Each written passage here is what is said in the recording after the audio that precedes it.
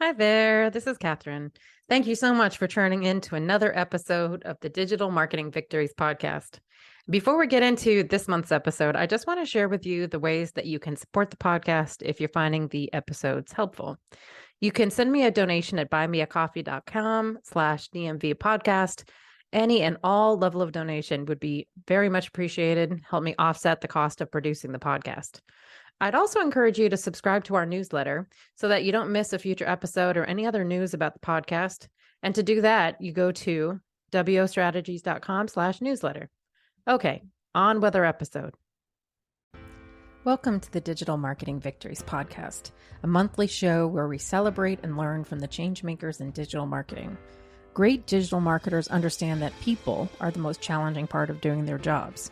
And this show focuses on the people part of digital marketing wins, what tactics or skills the guests use to align people with their marketing strategy. I'm your host, Catherine Watsier-Ong, the owner of WO Strategies, LLC. We focus on increasing organic discovery for our enterprise-sized, science-focused clients.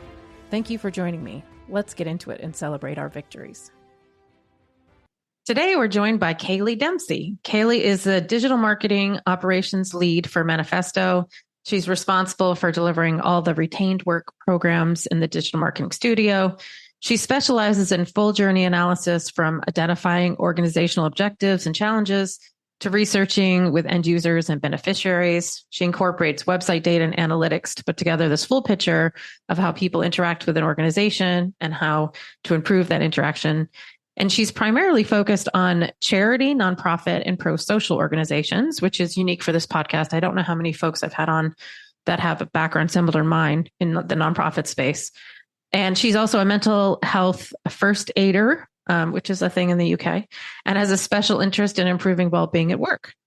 So this episode is going to be perfect for you if you want to learn about how to evaluate whether you have anxiety and if your job is contributing to it.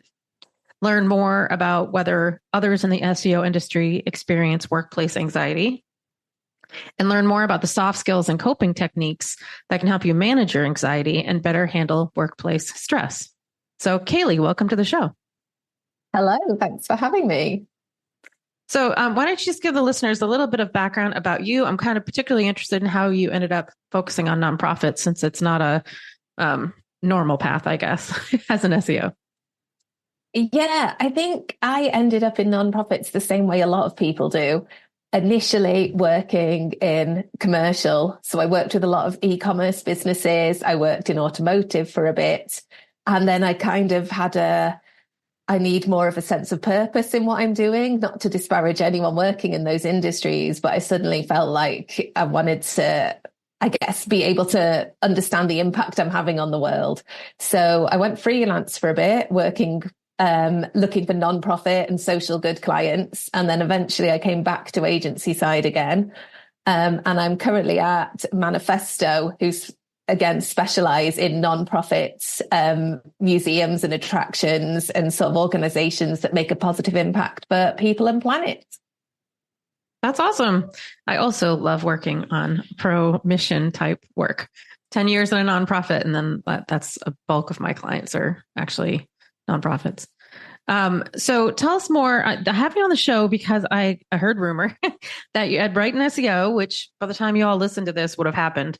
You're going to be talking about research that you have about anxiety at work, in particular in the SEO space. So can you tell us a little bit more about that research? Yeah, so I feel really passionately that workplaces should have like a positive effect on your mental health and not a negative one. I think that's a really standard belief, but to say it out loud is a little bit revolutionary.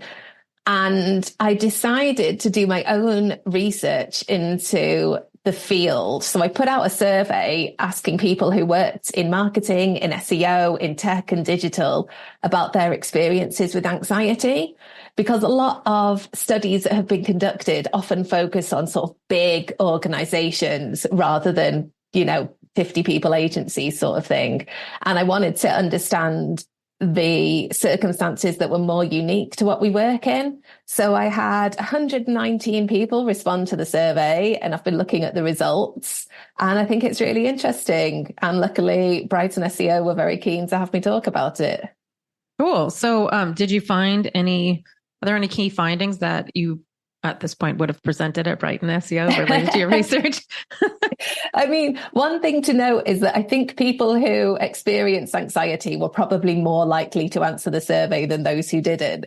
So It came back that there's a lot of people experience anxiety, either in their day-to-day life or at work, and that is consistent by career starter versus manager level versus senior manager. It's not something that's unique to sort of people who are starting out and suffering imposter syndrome. And it's not unique to people, responsible for the big numbers and big budgets and hiring and firing. It's something we experience as humans at all levels. The prevalence was slightly higher in women compared to men. I think I've got some numbers here somewhere. Yeah, for women, it was about 58% of people said that they often experienced anxiety at work compared to 46% of men. And sort of throughout everything, the numbers of women is slightly higher than numbers of men. What was also interesting is that there was only quite a small difference between agency and in-house. I think we're so used to thinking like agency is fast-paced and long hours and high pressure, and in-house is slow and easy and you get bored. Like that's the old-fashioned sort of stereotypes. But that isn't really reflective in what we found. People working at an agency reported 62% of them often experienced anxiety at work compared to 53% in-house, which isn't a huge difference. And when we looked at some of the markers that indicated sort of a positive work-life balance, so taking a lunch break, finishing on time, getting outside, eating good, decent food, those sort of markers, we often found that in-house people actually did worse. So there's really not that much difference at all in type of employment. And did you have respondents from globally, or is it mostly UK based? Where were the folks that are answering? Do you know what? That wasn't actually a question. I imagine because it was sort of my network and friends of friends and friends of friends, it was probably more UK based. I just kind of wonder. It could go either way. I know that salaries are different, for instance, in the US versus the UK. And I wonder how that impacts people's just feelings about their job, right? Possibly. I think we get a lot more holiday in Europe as well. That's true. And then, vice versa. You guys actually take a break and we don't, sadly. Anyway, just totally curious about that. Were you able to suss out whether there was particular things that were driving their anxiety?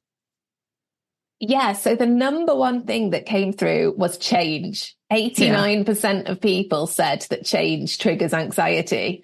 And then the following two from that was poor line management and poor senior management. Mm-hmm. And all of that together just paints a picture of culture. So it's not like, some people said speaking in client meetings or delivering presentations or deadlines, like all of those things can trigger anxiety. But actually, it's cultural things that have so much more of an impact on our mental health. Yeah, you can sort of...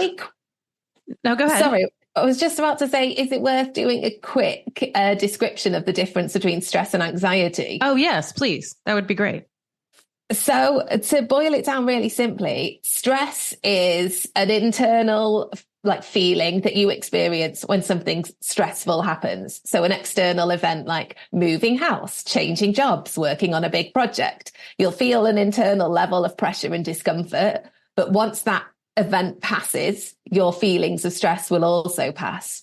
Whereas anxiety is a persistent feeling of dread or fear or nervousness that might be triggered by external events, but it doesn't tend to pass when the event passes, or it might be completely out of proportion to the event. So like if you miss a train, you might think, that causes a certain amount of stress because you've got to rearrange your travel plans for the day. But if that was triggering anxiety, you might think, oh my God, I'm missing the train. I'm going to be late. My boss hates me. I'm probably going to lose my job. I'm going to lose my house. And you can get sort of catastrophic thinking from that.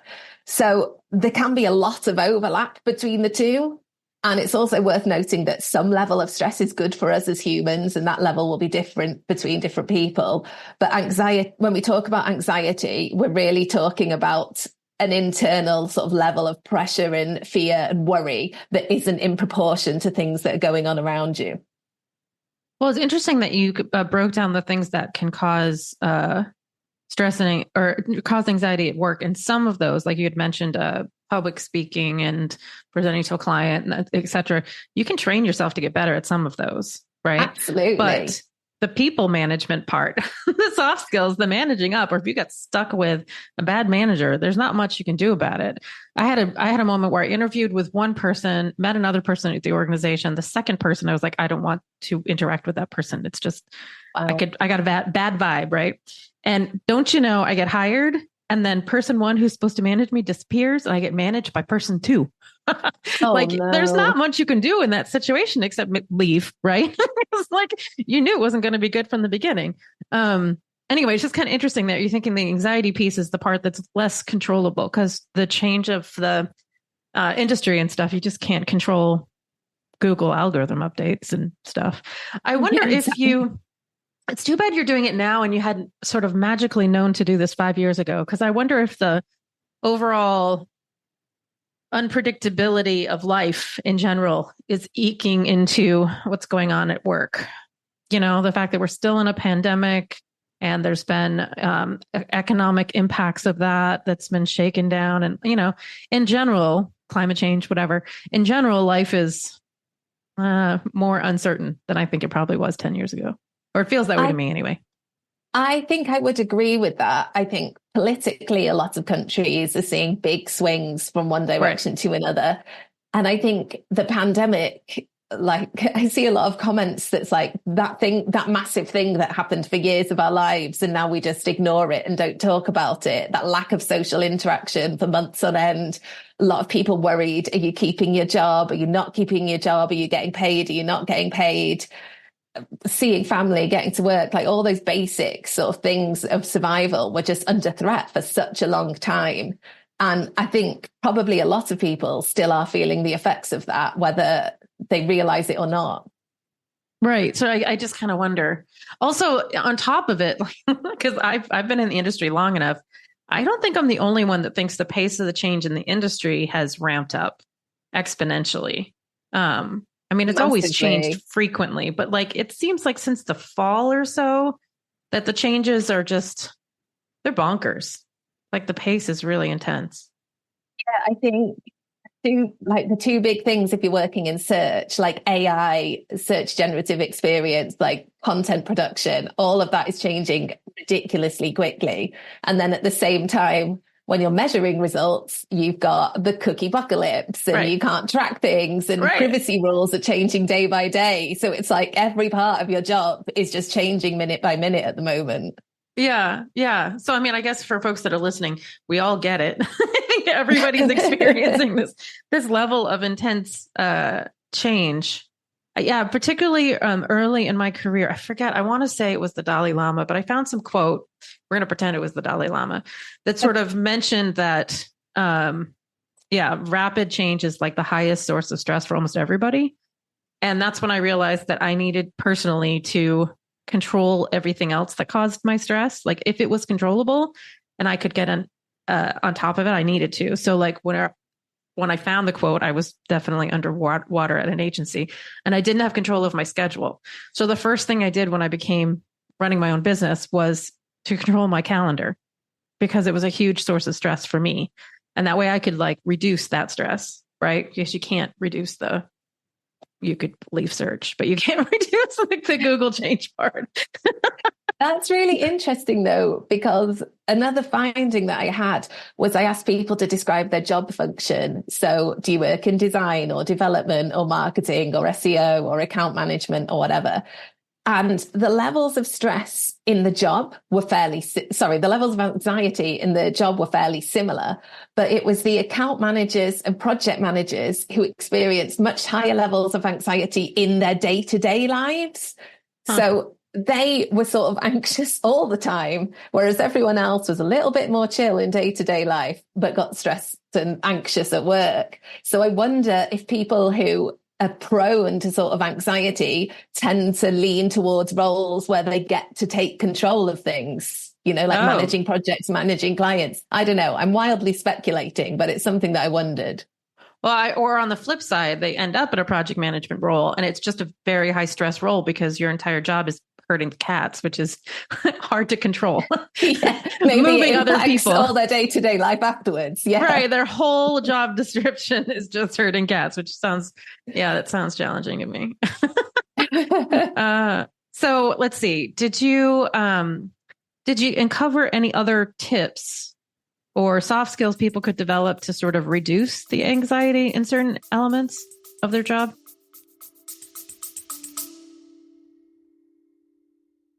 Are you loving this episode? Have you ever thought about creating your own? Like having your own podcast. So what are you waiting for? Get started at podup.com. We're one of the sponsors of this podcast, and we'd really love someday to sponsor yours. Starting is as easy as creating an account at podup.com today. PodUp has literally everything you need to run a full professional show. PodUp has over 35 different tools with AI integration to further help you succeed. To create a free starter account or get a paid account for 15% off, use the code WOStrategies15. So go check out PodUp, or if you're wanting a website that's done for you, where you can pay an agency to do all of the website, social media, editing work, check out podallies.com. Pod Allies is run by an agency run by the folks that literally built the PodUp podcasting software. Get started with them at podallies.com. Get 15% off when you sign up today for PodUp or Pod Allies with the code WOStrategies15.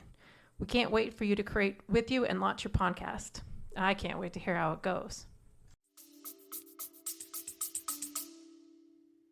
Yeah, so there's no easy fixes. For a workplace to be less sort of poor mental health, whether that's triggering anxiety or stress or whatever, however we talk about it, the change really needs to come from the top. So managers and leaders need to prioritize it. And that can be as simple as talking more openly about it, or encouraging people to take a wellness day off if they're having like mental health challenges that day, and to not have them feel weak about doing so, or letting people go for a walk if they've had a rough meeting, and not have to worry about like, how do I account for that half an hour I spent getting some fresh air? Do you know what I mean? In terms of softer skills, if we're looking at it as individuals, I think it's important, and it takes effort, to think about different types of relaxation. So when we've had a rough day, it's really easy to go, I've had a rough day, I need a treat, and get a blanket and put Netflix on and have some chocolate and have a lie-in on the weekend, and that sort of goblin mode, I'm hunkering down. And that is a perfectly valid strategy, but it can't be the only strategy. So there's more research now talking about different types of rest and different types of happiness. And that will include creative rest, which might be going to an art gallery and just like looking at things. Or it might include social rest, which means seeing people who you can be 100% yourself with, and there's no masking, and there's no, I have to watch what I say because I'm with my partner's parents or whatever.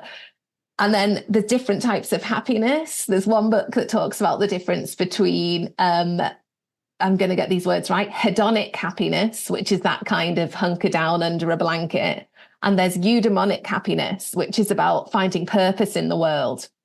And it's like that appears to be really important for our well-being. So that might be gardening or singing in a choir or volunteering, like doing something that you enjoy. But it's not just that you enjoy it, it's that there's like some sort of value and contribution to the world in it as well. So unfortunately, none of those are just take 5 minutes and do a meditation app. Like they're big changes. But I guess if it's something that you're really driven to do, like I want to improve my resilience and I want to feel less anxiety, it's worth considering and sort of putting together a plan for it. That's interesting because the episode we just released with Lloyd Lobo actually talks about emotional resilience. And he talks about And he's got a fascinating backstory of his life, by the way. But he talks about how to sink yourself in community and volunteering to get a little bit of perspective about maybe gratitude about where you're at kind of thing. But he talks a lot about community as a way to enhance resilience and improve your emotional resilience. I think volunteering particularly is a habit that we have as a family. And mind you, I come from a big volunteering family. Both of my parents won the President's Volunteer Service Award, which is given out here in the US when people do a lot of volunteering. But when you're, I don't know, feeding the homeless, it just gives you perspective about, a keyword losing a ranking. That sounds like, yeah, exactly.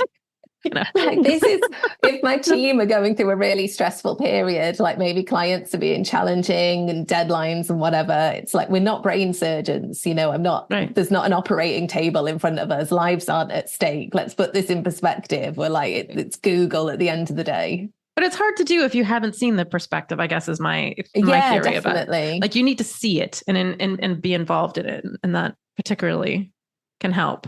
But I also think owning your own career. My last in-house agency position that I stayed at for 5 years. So obviously I liked it, even though it was stressful and challenging. I picked it on purpose because I realized the managing up part was hard for me. And I needed to pick a good manager that was going to give me cover. And that's why it worked. Right. Because it was going to be a lot of change. I knew that was going to be a constant, but I could control the manager. Mind you, I also lucked out that he stayed. Right. Because I just explained in my previous job what they left. So you can't fully control that, but at least starting out with a manager that gives you good cover. There was a study a couple of years ago that said your manager has the same effect on your mental health as your partner. Because they're in your life for so much, like having a good manager makes such a difference. Maybe I'm going to have to come up with a bunch of good interview questions people could use to suss out their manager. I feel like it's really valuable, right? And I don't know if I had a good set of them necessarily. Though my last manager, I met him like somewhere else and got to know him as a person and then followed him. So, maybe you do that. But I'm sure there's in an interview situation a way you could figure out whether your manager would be a good fit or not.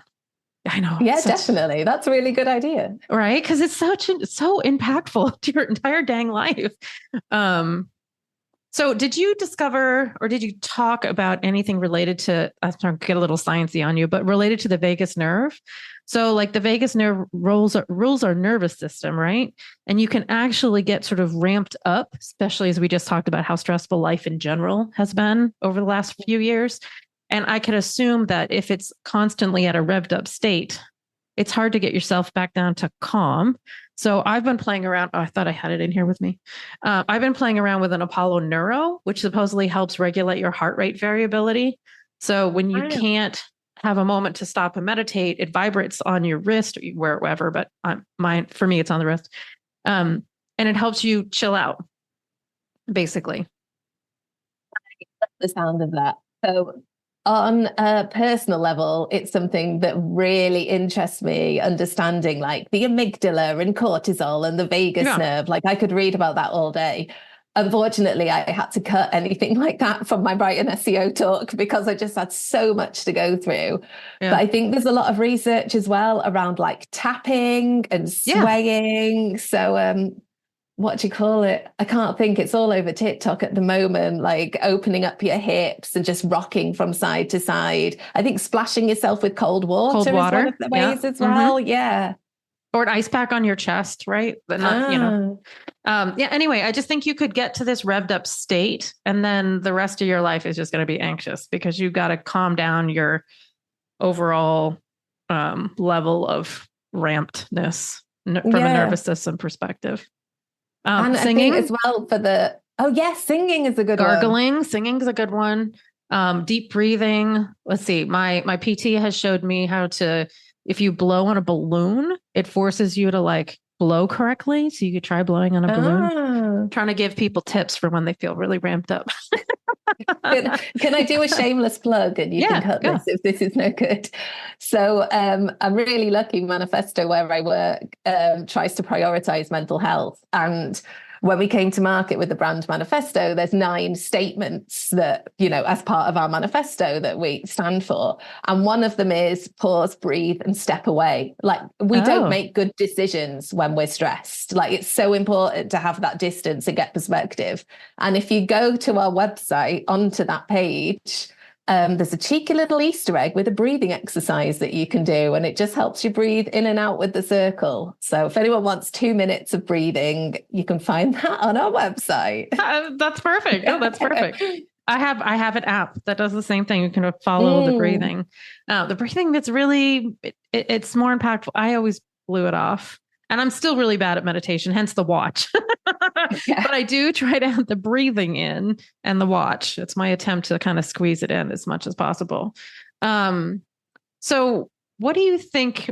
Was there anything that came out? Did you ask people in the survey whether or not they had coping techniques for anxiety? I forget. I didn't ask in the survey. I asked people at my workplace some of their coping techniques.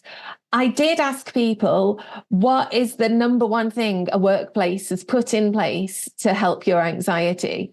And, what might you expect to see here? Like, I have access to a counselor, or we get a free download of this app, that sort of thing. No, the number one answer, I think just about everybody in different words said, just management who care, like a culture of openness. Like, everything was basically, it's culture. It's not, like, you've got to think preventatively and organization wide, and stop thinking that like your anxiety is your fault. Like, you can do your best to have those self-preservation techniques like gardening and singing and all of that. But if you're in a toxic workplace, you're putting a damp flannel on a raging fire, aren't you? There's only so much you can do. So good visual.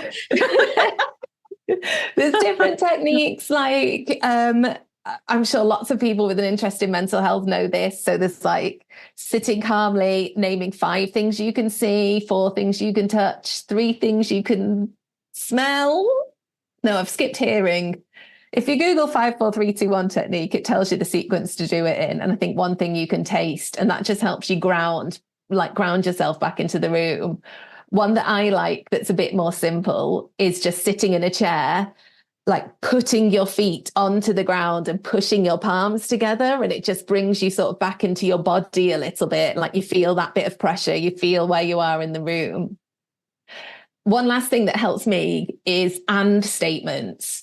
So things like, I'm really stressed and worried right now, and I am safe in this room. So it's not but, it's not like conflict in your head. It's like, this situation is worrying me, and I'm going to finish work at 5 o'clock and be fine. So sort of state what the thing is, but then state something positive as an and statement, not as a but or an or a what if, because your brain struggles to hold 2 sort of opposing ideas at the same time. And it'll, like, the idea is, start to latch onto the positive thing at the end of the statement, and that sort of starts to calm you down a bit. Yeah, I don't know if I have any tips for people that are in toxic work environments other than leave, because life is too short. Yeah, I think so. Right? Like, it's hard. As somebody who's been hired to change, when I was doing in-house, I was the one that was trying to like convince places that weren't digital first to be digital first. So like, I was doing a lot of organizational change work. Damn, is it hard? It is hard, and frankly, impossible a lot of the time. And so if you're, faced with needing to change the vibe of the company pretty significantly, and depending on where you are in the pecking order, you probably just need to leave. It's who's on your side. Like, you need a stakeholder to sort of help push it through. So if you're like lower down, you either need a big enough group of people or someone with influence to help you push through. Actually, can we change these things? If anyone is looking to build a business case in the UK, it's 12% of all time off is attributed to poor mental health and not physical mental health. So, I mean, just from a financial and productivity perspective, that's an argument to improve the situation. Right. Yeah. Huh. So have you seen organizational practices or initiatives that can help create less of a stressful environment? Like you said, basically out of the survey, nobody was doing anything. I think they are doing things. It's more the intangible than the tangible things. So things like just encouraging people to speak openly about mental health. Don't be like, oh, that person's up with stress. It's like that person's feeling a high level of stress. They're taking a break today, and no one's ashamed of that or looking down on them for it. And that might be something like at our place, we have a monthly well-being session where we talk about different topics, talk about how we're feeling, and anyone can drop in, drop out of that as they see fit. I think signposting resources. So if you're managing someone or you have a colleague who seems to be really struggling, like tell them openly, go and take a breath. It's fine. Don't worry about this deadline or that call or that whatever. No one's judging you for it. Prioritize yourself. And it's just saying those kinds of things again and more often is what starts to build this culture of sort of trust and looking after each other, more so than saying, you know, here's an app and you can speak to an online counselor once a month. Yeah, all that still seems like it's supporting the individual, like the individual can fix the anxiety completely in their own bubble. Not that those aren't valid things to try, but I kept thinking about how like some of my workplace stress moments were the fact that it's rare to find an organization that estimates time involved in a project accurately. So everybody's got this, no one's right? that. Yeah, right. Everybody's got this magical thing where, of course, I can complete 2 jobs worth of work with one person. Yeah. Like, right. That's been my experience over and over and over again. And it's definitely a source of stress. So if organizations can't figure that out, you can't solve that as a person. I mean, you can say no. You could try to delegate, maybe. Maybe you could rally for resources. I actually do have a podcast where one person actually did that. But again, it's coming back to the fact it's hard. You would have to, how do you change the culture if they regularly think 2 people can, or 2 persons worth of work can be done by 1 person? Yeah, I think that's the difference between anxiety and stress. Like if you're stressed because you're being given an impossible amount of work, then all the mental health well-being initiatives aren't going to help you. Like that is a workload, like project management kind of problem. Yeah, exactly. And unfortunately, a few people in the survey did say they found agencies just so difficult to work in for reasons like that, that they went freelance for those reasons. Right. So they can control their workload. Exactly. Yeah, I was going to actually try to find the episode. It's with Morgan Petroff. It's actually one of the most popular episodes. But she got hired inside an agency. Just her workload got intense. And she goes through how she mapped out the hours and rallied for additional support. Wow. So occasionally it can happen. Yes. Take note if you're in that kind of situation. So did you get anything in relation to like leadership? So if you're management, like any tips of how you could manage people more effectively if you're noticing anxiety? Or do you have any tips around how managers could spot anxiety maybe? Yeah. So the number one tip I would give is if you Google, or I don't know if you can send a link after this, Mind Wellness at Work action plans. So Mind is a big mental health charity in the UK. And they realized that in the pandemic, everyone went remote working, and it was much harder to sort of get a read on how your colleagues were doing because we were all behind screens and just can't see each other. So the Wellness at Work action plan, it's a lot similar to Working With Me documents that I know like a lot of sort of neurodivergent people like to use to like get colleagues and everyone on the same page. And it just asks questions like, what are the things that trigger your anxiety or stress you out? How would you like those things avoided? How do you like people to communicate with you? What signs might I see if you're struggling? And what would you like me to do if I notice them? So in the pandemic, it was literally like, you know, the phone number to your husband, that sort of thing, or whoever you live with, because, you know, if you're in trouble, like, how can I help? Now it might be things like, don't ask me if I'm okay, because that will make me cry. Like, give me time. Like, everyone is different. Some people who are anxious will bottle up and they won't talk. Other people will sort of panic and spiral and talk more and more and more because they need to gain a sense of control. Like, there's no sort of obvious, that is an anxious person. The best way is to ask people if they know how it manifests in them, or just watch out for general changes in behavior if someone doesn't particularly feel like themselves. ask to have a talk with them, ask how they're getting on, how are you feeling. One of the things I talk about in my talk is that one-to-ones with your manager shouldn't be just tell me all about how all your projects are doing. It should be about how are you doing? How's your mental well-being? Are you content here? Do you feel challenged? Do you feel stressed? And trying to get that kind of read on people, because people aren't going to do their best work if they're just feeling burnt out and anxious. And some people like to talk a lot about, like, I'm an open book. I'll be like, this has happened, that's happened, that's happened. I'm all over the place. Other people don't want to bring that part of themselves to work, and that is fine. But understanding what different people need and being the person that they need, I think, is the main thing to try and crack. Also, as a manager, if you see that somebody, like you said, had to change your behavior, or they were performing and suddenly they're not performing, maybe have some empathy and figure out what's going on with the rest of their life. I mentioned earlier in this podcast, I had an employee who did that and he just wasn't eating. So like we talked through, like, you know, like having a snack in your drawer because you couldn't get up and eat frequently because the pace was too intense. Anyway. That was one of the things in the survey. About half of people said they don't eat well. I'm like, you wouldn't, not eating well. Yeah. And not going outside. It's like, you wouldn't treat your dog like that. So why would you treat yourself like that? Like, look after yourself as you would look after your dog. Feed yourself on time, go for a walk. You know, that was one of the big things that I regained when I started my own business. And I have to admit, it was delightful. Yeah, it was kind of a big thing.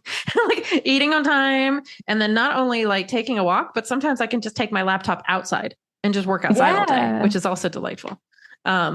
But yeah, no, my schedule was so packed. I had food in my desk because I literally had trouble finding time to go to the bathroom. It was so intense. I know. Yeah, I've been there and it's horrible. And you look back now and you think, why was I putting up with that? But exactly. when you're all up in like, when you're in it, you don't even stop to think, is this normal? Is this okay? Yeah. You're just in it. Yeah. So intense. There's other stuff to do with your life. So do you have tips for, I think you sort of mentioned the difference between anxiety and stress, but do you have any tips for people to really, one, evaluate their anxiety? And I know we talked about, okay, maybe look at your workplace and see if it's toxic and then make decisions. We talked about some other stuff, but then I know some people really need help. Like they need maybe some counseling or coaching or medication. I certainly was on a team. This is actually what encouraged me to leave, when I realized that a lot of people on my team were only coping because they got medicated. I was like, everybody needs medications for various reasons. But if the job is requiring you to take anti-anxiety medication and it's just the job, then maybe you should be somewhere else. Just saying. But anyway, what tips do you have for people to evaluate and then take some action? I mean, you can get a standard list of questions. So if you're experiencing like fast heart rate or sweats or nausea or unexplained aches and pains, trouble sleeping is a big one. They're all indicators that you could be experiencing anxiety. But I would like heavily caveat with that if you're feeling any of those, go and see a medical professional. Don't just sit on it and go, oh, it's probably anxiety that my heart skips a beat sometimes. Like, get stuff checked out properly.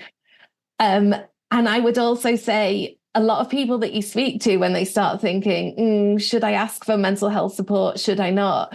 It's so easy to leave it too late. Like, getting help can take a long time and it can be a battle. So you should like start that process sooner rather than later, and not when you're completely burnt out and there's nothing left in you.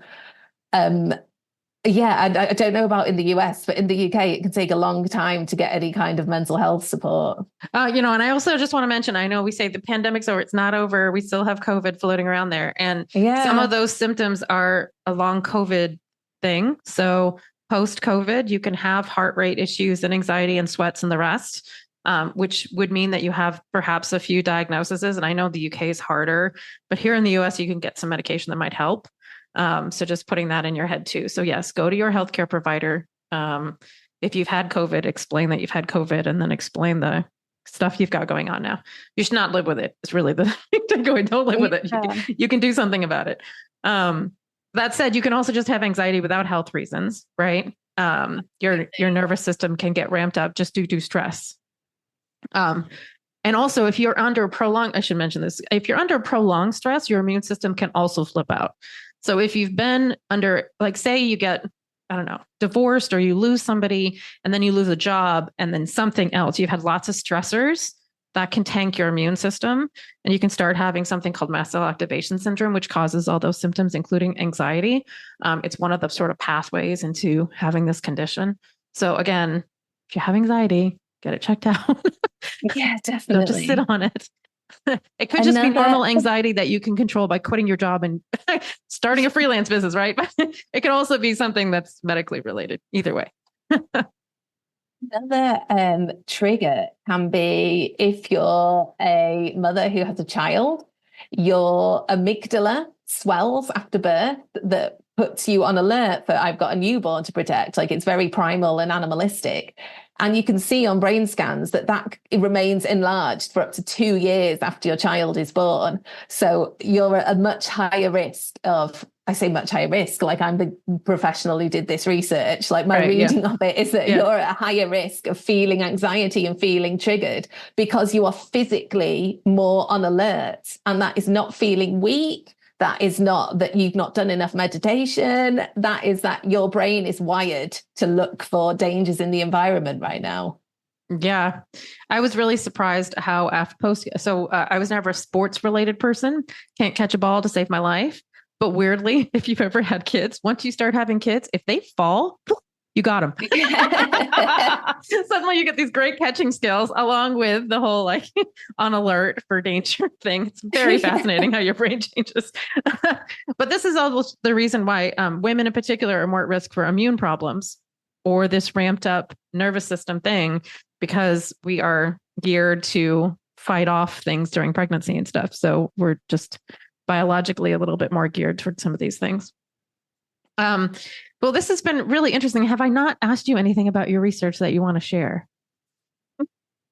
I don't think so. I guess if someone were to ask, like, is the one easy thing to like make my workplace less triggering for anxiety, I would say one thing that triggers a lot of people is saying quick catch up in the diary and no agenda and no description. And people are just like, what's happening? So always use a description for a meeting, have an objective for the meeting, and start it and end it on time. If you're running out of time at the end of the meeting, don't just keep going, because then that person has the rest of the day's work to fit in less time, which is going to cause more stress.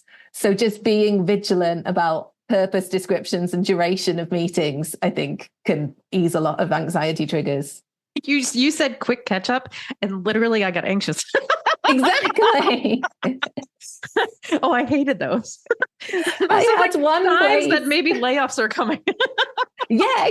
So right? I had one place, they were really good at this, to be fair.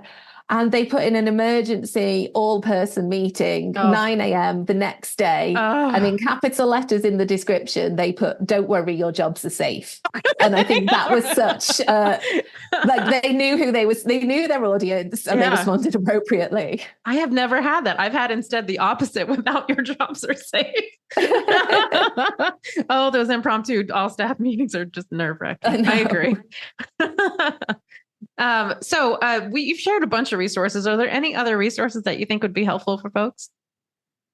I think there is so much out there. I don't know if there's anything to direct specifically. I'm going to be sharing more data and more slides on my Twitter and on my LinkedIn. So feel free to have a look at that to like see about these survey results in more detail. But otherwise, like, keep talking about it. That's the thing that's going to have most of an impact. That it's not a taboo subject, it's not a secret, and it's not looked down on. Like, we're just speaking openly about mental health. Yeah, agreed. And depending on what Slack community you're in, some of them have channels. I know the SEO community actually has a mental health channel where you can chat with other people. So it's a moment to online vent a little bit. So this has been great. How can people learn more about you? You can find me on LinkedIn, Kayley Dempsey. You can find me on Twitter. I think on Twitter I'm KK Dempsey. My DMs are open. Always happy to chat more about this kind of thing. Find me there. Great. That's super useful information. Thanks for being on the show.